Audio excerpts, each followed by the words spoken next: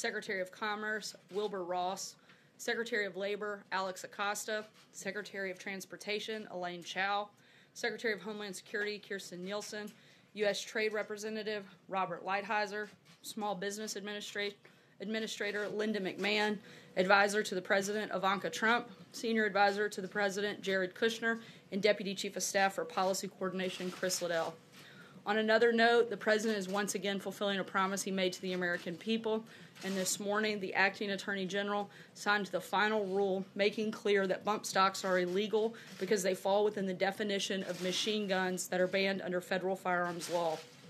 A 90-day period now begins which persons in possessions of bump stock type devices must turn those devices to an ATF field office or destroy them by March 21st. Instructions for proper destruction will be posted on ATF's website today. Lastly, Representative Martha McSally has been appointed to the U.S. Senate, and we congratulate her. She has been a strong partner in the House of Representatives, helping advance a number of the administration's priorities, including rebuilding our military and increased border security. The President applauds Governor Ducey for his swift and qualified selection, and he appreciates Senator John Kyle and thanks him for his service to the people of Arizona. And with that, I will take your questions. John? Sir, a reaction to the delay in the Flynn sentencing and the rather unusual inquiry from Judge Sullivan this morning asking prosecutors if Flynn possibly committed treason? The delay is something between General Flynn and the courts, and that's something for them to determine what that timeline looks like. In the meantime, we wish General Flynn well, and we'll continue to focus on doing what we do here every single day. What about the inquiry as to whether he committed treason? Does the President see any reason why Flynn should be asked if he committed treason? I'm not aware of anything that we would know of that would indicate that, certainly. Senator, I was in the courthouse last hour when the Judge Emmett Sullivan basically said that he was disgusted by Michael Flynn's crimes. He said that he had disdain for Flynn. Flynn said that he knew that it was illegal to lie to the FBI, and he was ready to accept responsibility. This was all before agreeing to a delay in the sentencing. Given that, are you in a position now, or would you like to revisit your comments earlier today that the FBI ambushed Flynn here? No. We still firmly believe, look, the things that may have taken place, again, that's for the judge to make that determination, whether he engaged in something inappropriate. What we do know that was inappropriate by own self-admittance of James Comey is that the FBI broke standard protocol in the way that they came in and ambushed General Flynn, and in the way that they questioned him, and in the way that they encouraged him not to have White House counsel's office present. And we know that because James Comey told us that, and he said that the very reason that they did it was because the only reason that they did it, it was the Trump administration, and they thought they could get away with it. Those are facts, and certainly there may be other issues there, but that we don't have any reason to want to walk that back. Senator? Very quickly about Michael Flynn. He has cooperated with the special counsel's office and met with him 19 times. Is there a particular reason why the president has not said that he is a rat, the way that he has said that Michael Cohen is a rat for cooperating with prosecutors? Look, we know Michael Cohen to be a liar on a number of fronts, and the president's opinion is extremely clear on that front. I don't see any reason to go beyond that comment at this point. Thanks, Sarah. Two questions for you on the government shutdown. First, can you clarify us the current White House position towards the continuing resolution that's floating up on the Hill? Is it a demand for $1.6 billion in border wall funding, or is it supporting a continuing resolution to take this matter up after the Christmas break? You know, at this point, the Senate's thrown out a lot of ideas. We're disappointed in the fact that they've yet to actually vote on something and pass something. So when they do that, we'll make a determination on whether or not we're going to sign that. In the meantime, we're looking at every avenue available to us possible. The president's asked every one of his cabinet secretaries to look for funding that can be used to protect our borders and for give the president the ability to fulfill his constitutional obligation to protect the American people by having a secure border. So we're looking at the other options. In the meantime, we'll see what the Senate does, and we'll let you know when we have an announcement on that front. Second question. Sorry, Sarah, I'm going to keep moving just because we're tight on time. Go ahead. So following up on that, there's other sources that could potentially pay for the wall. Which agencies are you looking at? You've mentioned DOD. As I said, we're looking at, the president's asked every agency to look and see if they have money that can be used for that purpose, and that's exactly what we're doing. And if they can find that money, does that mean the president would accept a budget proposal that does not include any money to fund new border wall construction? Once again, we want to see what the Senate can pass.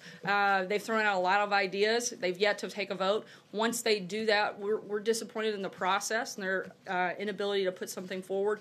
Once they make a decision and they put something on the table, we'll make a determination on whether or not we'll move forward on either a short-term or long-term referendum bill. Sorry, Joe, I'm going to keep moving. Josh, go ahead.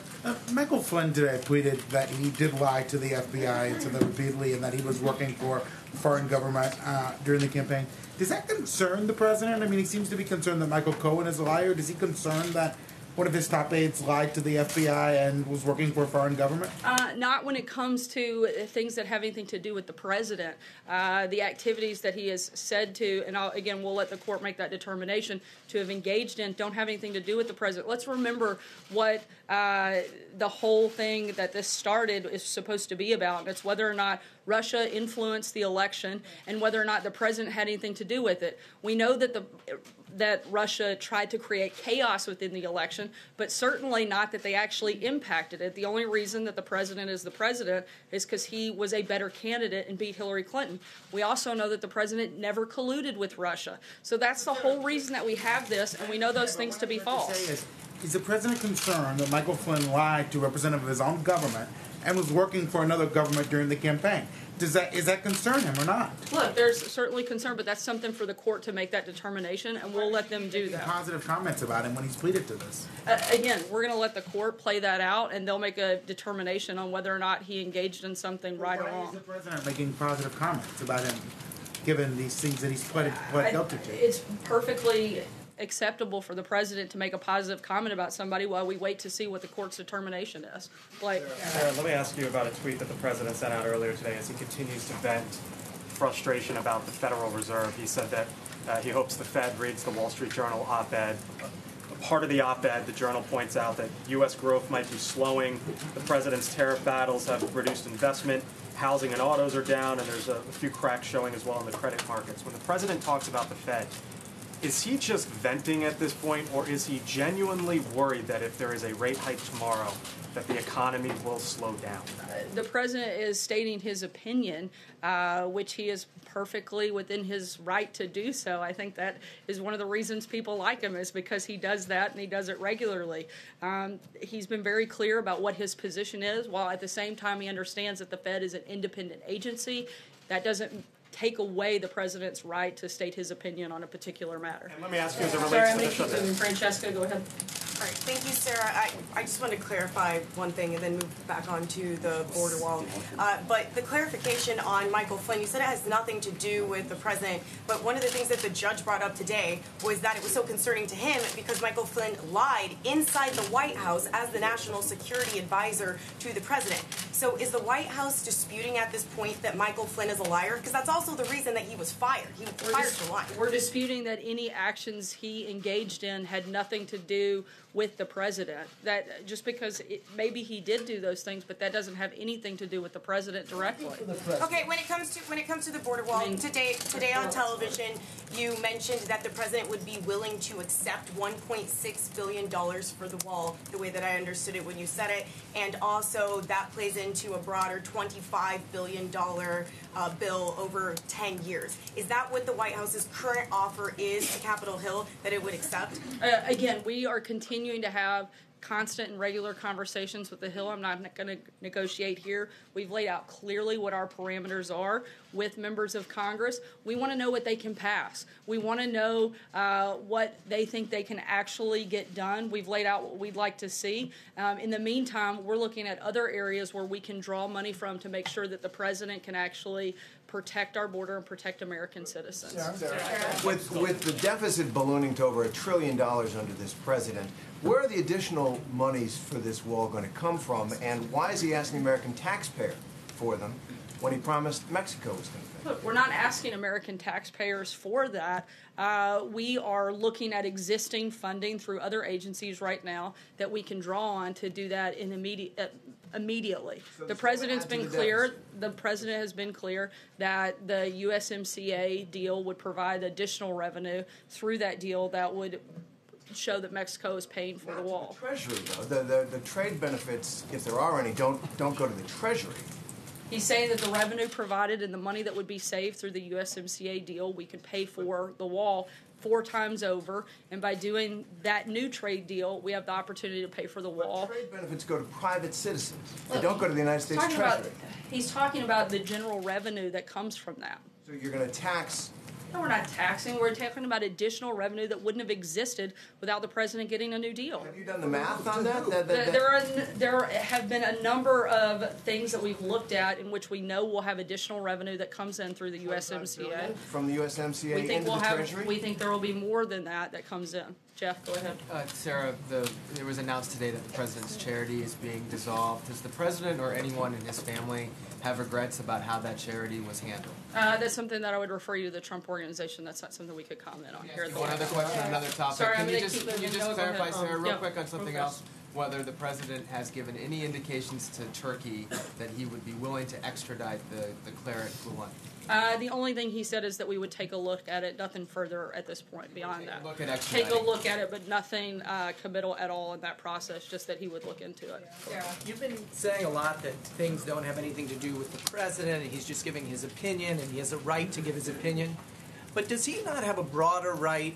I mean, responsibility as far as, you know, if his national security advisor is lying, should he not be speaking on behalf of the American people, not just himself, President Trump, man under investigation, but, you know, in all these aspects? You're talking about saying that he is just speaking for himself and he's not been linked to collusion is the claim, and therefore, you know, it doesn't matter what he says. And the same thing with the Fed, that his comments on the Fed have no bearing. He's just giving his opinion. What about him speaking for the American people? I said he's the president of the United States, and he should not only does he have the ability to give his opinion, he should give his opinion. That's why the people elected him, is because they trusted him to make decisions on policy matters. They want to know what his positions are on specific policies. He absolutely should state his opinion on not just that, but on every topic that comes up that he wants to engage on. But a lot of people who are somehow involved in investigations feel the FBI is unfairly targeting them, but the president normally has a different role. We know for a fact that the FBI engaged in an outrageous amount of political bias. The fact that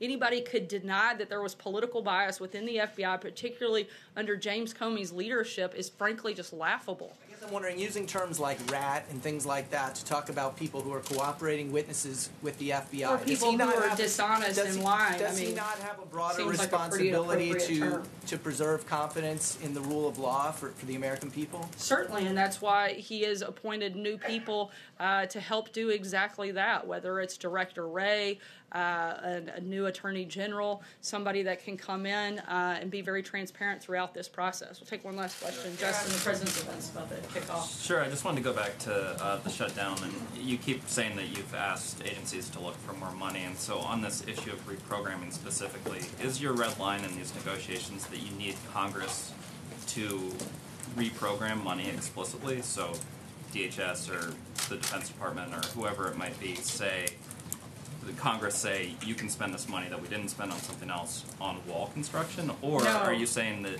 you think that you have the legal authority, and what are you, I guess, basing that legal authority on, since Nancy Pelosi said today that in fact that sort of authority doesn't exist? I would never use Nancy Pelosi as my source for legal authority on probably anything, but I would use attorneys that work here at the White House and in agencies that that's their entire job, is determining whether or not something is legal, and we're looking to those individuals to find out those specific pots of money that can be used for that. A bonus amount of money that is sort of reprogrammed by Congress won't be necessary for the president's signature on this budget bill. We would like to see Congress pass an appropriations bill that fully funds our government and that allows the president to protect our border and provides substantial border security funding, both for the wall, for CBP, for ICE, all of DHS. But in the meantime, we're also looking at other avenues that would allow us to provide and do our constitutional authority and the president to be able to carry that out